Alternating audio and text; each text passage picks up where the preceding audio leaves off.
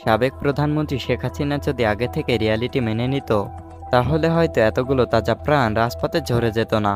তিনি বা তার দল বিগত 17 বছরে যে অর্থ পাচার করেছেন, সেই অর্থ যদি দেশের অর্থনৈতিক কাজে ব্যবহার করা হতো, তবে আমাদের মাথাপিছু ঋণ প্রায় 1.5 লক্ষ টাকা থাকতো না।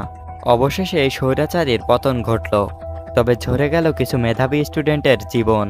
এজন্য হয়তোবা শেখ মুজিবর বলেছিলেন, তুমি রিয়ালিটি মেনে নাও, কারণ আমি জানি 12টা তোমার বেজে গেছে।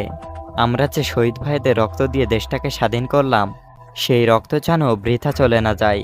জাস্ট এতটুকুই বলতে চাই, এই সরকার অবৈধভাবে 17টা বছর ধরে জাতিকে বিনষ্ট করেছে, তেমনটা যেন আর না হয়। আমরা এগুলো থেকে মুক্তি পেতে চাই। আবার নবীন করে যেন কোনো স্বৈরাচার দেশটাকে দখল না করে, সেই বিষয়টাও আমাদের ছাত্র সমাজকেই ভাবতে হবে এবং সকলের কাছে এই প্রত্যাশাটাই থাকবে।